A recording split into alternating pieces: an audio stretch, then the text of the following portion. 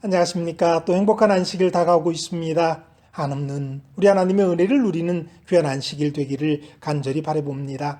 저는 오늘 창세기 29장 15절에서 30절의 말씀을 가지고 은혜를 나누기를 원합니다. 제가 본문의 말씀 먼저 읽고 시작하도록 하겠습니다. 라반이 야곱에게 이르되 내가 비록 생질이나 어찌 그저 내 일을 하겠느냐. 내 품삯을 어떻게 할지 내게 말하라. 라반에게 두 딸이 있으니 언니의 이름은 레아요 아우의 이름은 라헬이라. 레아는 시력이 약하고 라헬은 곱고 아리따우니 야곱이 라헬을 더 사랑함으로 대답하되 내가 외삼촌의 작은 딸 라헬을 위하여 외삼촌에게 7년을 섬기리이다. 라반이 이르되 그를 내게 주는 것이 타인에게 주는 것보다 나으니 나와 함께 있으라. 야곱이 라헬을 위하여 7년 동안 라반을 섬겼으나 그를 사랑하는 까닭에 7년을 며칠같이 여겼더라. 야곱이 라반에게 이르되 내 기한이 찼으니 내 아내를 내게 주소서. 내가 그에게 들어가겠나이다. 라반이 그곳 사람을 다 모아 잔치하고 저녁에 그의 딸 레아를 야곱에게로 데려가매 야곱이 그에게로 들어가니라. 라반이 또 그의 여종 실바를 그의 딸 레아에게 시녀로 주었더라. 야곱이 아침에 보니 레아라. 라반에게 이르되 외삼촌이 어찌하여 내게 이같이 행하셨나이까. 내가 라헬을 위하여 외삼촌을 섬기지 아니했나이까. 외삼촌이 나를 속이심은 어찌 됨이니이까. 라반이 이르되 언니보다 아우를 먼저 주는 것은 우리 지방에서 하지 아니하는 바이라. 이를 위하여 7일을 채우라. 우리가 그도 내게 주리니 내가 또 나를 7년 동안 섬길지니라. 야곱이 그대로 하여 그 7일을 채우매 라반이 딸 라헬도 그에게 아내로 주고 라반이 또 그의 여종 비라를 그의 딸 라헬에게 주어 시녀가 되게 하매 야곱이 또한 라헬에게로 들어갔고 그가 레아보다 라헬을 더 사랑하여 다시 7년 동안 라반을 섬겼더라. 아멘. 희한하게도 예언대로 에서가 야곱을 섬기는 것이 아니라 야곱이 라반을 섬깁니다. 큰 자가 어린 자를 섬기리라. 복중에 있을 때 하나님께서 리브가에게 그렇게 말씀하셨습니다. 어쩌면 축복을 가로채고 도망길에 하늘까지 이어지는 사다리를 보고 천사가 오르락내리락 하는 것을 보고 하나님이 곁에 서서 약속을 받은 야곱은 이제 어쩌면 큰 자가 되었는지도 모릅니다. 좀 말도 안 되는 역설이지만 그렇다면 당연히 자기의 유익에 목이 맨 라반은 작은 자이고 야곱은 큰 자가 되었는지도 모릅니다. 여튼 야곱은 에서에게서 섬김을 받은 적이 없습니다. 그리고 그들의 후손 가운데서도 잠깐씩 그 예언은 이루어졌지만 그것이 계속되는 것도 아니었습니다. 그는 섬김받는 자가 되기 위해서 섬기는 자가 먼저 되어야 했는지 모릅니다. 예수님께서 말씀하신 것처럼 말입니다. 마태복음 20장 26절 27절입니다. 너희 중에는 그렇지 않아야 하리니 너희 중에 누구든지 크고자 하는 자는 너희를 섬기는 자가 되고 너희 중에 누구든지 으뜸이 되고자 하는 자는 너희의 종이 되어야 하리라. 그래서 야곱은 자신의 노동을 섬김이라고 표현하고 있는 줄도 모릅니다. 야곱은 섬기는 자가 된 것입니다. 라반과 야곱 둘 중 누구에 의해서도 29장은 하나님에 대한 명칭이 전혀 사용되지 않습니다. 내레이터는 그분이 섭리의 그림자 속에 계시도록 만듭니다. 야곱은 여전히 기도와 찬양의 삶을 배워야 했습니다. 어찌 야곱이 한 번도 기도한 적이 없겠습니까? 그러나 정말 간절한 기도, 기도다운 기도가 없었다는 것이고 그렇기에 그러한 기록이 없는 것입니다. 우리들도 기도는 늘 하지요. 그러나 성경에 기록될 만한 그런 기도가 우리에게 있는지는 잘 모르겠습니다. 믿음의 확신에 찬 기도, 하나님께 온전히 의탁하는 기도, 간절함의 기도가 진정한 기도인 것입니다. 계속해서 이어지는 야곱의 이야기 속에서 그러한 그 간절한 하나님께 온전히 의탁하는 그런 기도를 먼저 레아가 배우고 라헬이 배우고 결국 야곱도 배우는 것을 보게 됩니다. 이러한 진정한 기도가 없이는 하나님을 찬양하고 하나님께 감사하는 일이 일어나지 않습니다. 야곱이 이러한 교훈을 배워가기에는 시간이 걸렸던 것입니다. 왜냐하면 그는 스스로 무언가 할 수 있을 상황까지는 자신의 최선을 다하고 자신을 의지하는 경향이 그에게 뿌리내리고 있었던 것 같습니다. 거기다가 그에게는 이삭의 축복이 그리고 베델에서의 하나님의 만남이 어떤 자신감을 그에게 가져다 주었는지도 모릅니다. 그러한 것들이 그로 기도하는 사람이 되게 했어야 하는데 그게 최선을 다해서 노력하는 자기를 의지하는 사람으로 만들어 버렸던 것입니다. 라반의 집에 있은 지 한 달이 지났습니다. 라헬이 아버지의 양을 치고 있었기에 곁에서 아마 야곱이 라헬을 많이 도와주었을 것입니다. 라반은 야곱을 이제 더 이상 조카로 대우해 주기도 그렇고 그렇다고 공짜로 일만 시키는 것이 마음에 걸려서 그에게 품삯을 정하라고 합니다. 라반은 그의 야곱과의 혈연 관계를 고용주와 고용인의 관계로 만들어 버리면서 관계의 우위를 완전히 이젠 라반이 갖게 됩니다. 이 야곱은 속에 있는 것을 감추는 사람은 아니었던 것 같습니다.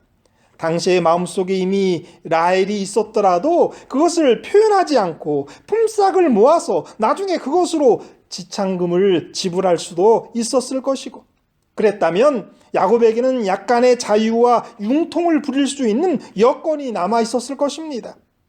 그러나 그는 한 가지에 푹 빠지면 거기에 집중하여 빠져나올 수 없는 그런 류의 사람이었던 것 같습니다. 그가 장자권에 빠져 있을 때 팥죽 한 그릇에 형에게 장자권을 팔아먹을 정도로 말입니다. 그는 자기가 라헬을 얼마나 사랑하는지를 보여주었고 그것이 7년이라고 하는 완전수로 나타났을 것입니다. 최저임금을 친다고 해도 1년에 한 2만 불은 벌죠. 그렇게 계산하면 14만 불입니다. 1억 5천이 넘는 돈입니다. 그만큼 사랑하고 그만큼 라헬을 귀하게 여겼다는 것이죠. 7년을 정말 며칠같이 여겼다라는 거죠. 이런 모습은 야곱이 나쁜 사람이 아니다라는 걸 증명하는 것이죠. 그의 그 사랑, 그의 그러한 멋있는 모습, 그가 나쁜 사람만은 아니었던 것이 분명합니다. 7년이 차고 라헬과 결혼할 때가 되었습니다. 7년이 차고 라헬과 결혼해야 할 때가 되었습니다. 그런데 라헬 대신에 레아를 아침에 발견하게 되죠. 놀라서 따지러 야곱이 자기는 라반에게 갑니다. 어찌하여 내게 이같이 행하셨나이까? 외삼촌이 나를 속이심은 어찌 됨이니까? 야곱은 이삭 앞에서 에서인 척했습니다. 레아는 야곱 앞에서 레아인 척합니다. 야곱의 계략이 형인 것처럼 하는 것이었지만 레아의 계략은 동생인 것처럼 하는 것이었습니다. 야곱이 아버지를 속인 대로 자신이 속는 것이죠. 거기다가 어머니 리브가와 자기가 자기들의 속임을 정당화했던 것처럼 라반과 레아도 그러했던 것이죠. 복중에서 하나님이 이미 정하신 거다. 그렇게 그들이 생각하고 주장했을 거예요. 그런데 여기 레아와 라반이 또 나름대로의 주장을 해요. 우리 지방에서는 그렇게 하지 않는 바다. 야곱이 라반에게 따졌을 때에 그의 마음속에는 한 가지 다른 질문들이 또 올랐을 거라고 생각합니다. 너는 왜 아버지를 속였냐? 너는 왜 형 행세를 했냐? 이런 생각이 그를 사로잡았을 때 그는 아마 라반의 요구대로 그냥 7년대로 하겠다고 순순히 응했을 것입니다. 어떻게 레아가 라헬인 줄 알고 이 첫날 밤에 속았을까? 우리가 이런 이야기를 하면서 이 야곱은 속일 수 없는 것을 속였고 속을 수 없는 것을 속였다라고 이야기하는데 그러니까 이 세상 살면서 알게 되는 것은 정말 속일 수 없는 것을 속이는 게 태반이고요. 속을 수 없는 것을 속는 것도 태반이에요. 그저 어두움과 약간의 변장을 통해서 목소리 바꿈을 통해서 레아가 자기 사랑하는 라헬인지 알았을까요? 많은 사람들은 그러한 것에 의구심을 갖죠. 유대인 역사가 요세푸스는 야곱이 포도주에 취해서 그리고 어두움 때문에 그가 잘못 이렇게 전날 밤을 치렀다라고 생각을 합니다. 왜냐하면 당연히 결혼식 축제는 연애 뒤에 오는 것이고 아마 라반과 주위 사람들이 그 일을 성사시키기 위해서 더 많이 술을 먹였을 것이다라고 생각합니다. 레아의 이야기를 좀 해보십시다. 이 16절, 17절, 18절의 말씀에 보면 이런 말씀이 있는데 제가 공동번역으로 한번 읽어보겠습니다. 그런데 라반에게는 딸이 둘이 있었다. 큰 딸은 레아요, 작은 딸은 라헬이었다. 레아는 눈매가 부드러웠지만 라헬은 몸매도 아름답고 용모도 예뻐서 야곱은 라헬을 더 좋아하였다. 이 눈이 약하고 개역 개정에는 그렇게 번역했는데요. 문자적으로 부드럽다라고 해석할 수도 있다라고 합니다. 이 묘사는 레아의 눈이 동양 사람의 미의 기준으로 높이 평가하는 총기와 생각이 부족함을 암시할 수 있다라고 여깁니다. 여튼 레아는 눈이 부드러운 나름대로 좀 더 착한 모습을 하고 있는 그런 여인이었던 것 같습니다. 레아는 야곱을 사랑해서 결혼했을까요? 그 고장에서는 언니보다 아우가 먼저 결혼하는 것은 풍습에 맞지 않았습니다. 라헬은 7년 후면 시집을 갑니다. 그렇다면 레아는 그 전에 시집을 가야 됩니다. 그래서 나름 노력도 했을 것입니다. 그런데 상대방이 통 마음에 들지 않았을런지 모릅니다. 그렇게 시간이 흘러가면서 야곱을 곁에서 보게 되니까 야곱이 참 괜찮은 사람입니다. 야곱과 라헬의 데이트를 보면서 심란하기도 했을 것입니다. 야곱에게만 아니라 레아에게도 그 7년은 정말 빨리 지나갔을 것입니다. 레아가 야곱에게 마음이 있었다는 것을 우리는 그가 첫날 밤에 자신을 레아로 속였다는 것을 통해서 우리가 확인할 수가 있어요. 당시 풍습, 아버지의 강요, 자신의 야곱에 향한 마음, 이런 모든 것이 합해져서 그는 야곱을 속이고 첫낮밤을 지낸 것입니다. 야곱도 레아에게 마음이 하나도 없었던 것이 아님을 우리는 보게 됩니다. 두 번이나 같은 표현이 등장합니다. 야곱이 라헬을 더 사랑함으로. 그가 레아보다 라헬을 더 사랑하여. 야곱도 눈치챘을 것입니다. 레아도 자기에게 관심이 있었다는 사실을. 그러나 야곱은 라헬에게 완전히 빠져 있었던 것입니다. 그렇게 속여서 결혼을 한 레아의 고통은 야곱이 형과 아버지를 속여 고통당하는 것만큼 커져가는 것을 우리는 계속 말씀을 통해서 보게 됩니다. 사람이 무엇을 심든지 그대로 거두게 된다는 진리를 우리는 만나게 되는 것입니다. 이러한 공정한 보응, 이것은 우리 하나님의 사람들에게 더 특별하게 다가와야 될 줄 알아요. 심판받아 멸망할 사람들에게는 이 공정한 보응이다라고 하는 것이 크게 작용하지 않아요. 결국 그들은 심판날에 그 모든 공정한 보응을 받게 됩니다. 그러나 우리 하나님의 자녀들에게는 이 세상에서 우리 하나님께서 그러한 심대로 거두는 그러한 진리를 적용시키셔서 어려움과 고난을 통해서 우리를 변화시키는 것이죠. 교육하시는 것이죠. 회개하도록 하는 것이죠. 그래서 하나님의 자녀에게 이 공정한 보응은 어쩌면 놀라운 축복이다라고 이야기할 수 있는 것입니다. 오늘 우리는 레아와 야곱의 모습에서 우리 자신을 한번 보게 되기를 원합니다. 레아는 당시 풍습을 이겨낼 만한 사람이 아니었어요. 레아는 아버지의 강요와 싸울 수 있는 그런 여자가 아니었습니다. 레아는 그의 마음속에 야곱이 자리 잡는 것을 이겨낼 만한 사람이 아니었어요. 레아는 당연히 라헬과 야곱이 결혼해야 된다는 것 알고 있었고 그것을 위해서 야곱이 노력하는 것도 알고 있어요. 그러나 그의 마음속에 야곱이 자리 잡고 있는 것, 이걸 떨쳐내지 못한 그러한 사람이란 말이에요. 우유부단하고 또 결단하지 못하는 그러한 모습이 레아의 모습이란 말이에요. 그러한 일들이 결국 그에게 나중에 큰 고통으로 다가오는 것이죠. 야곱도 마찬가지예요.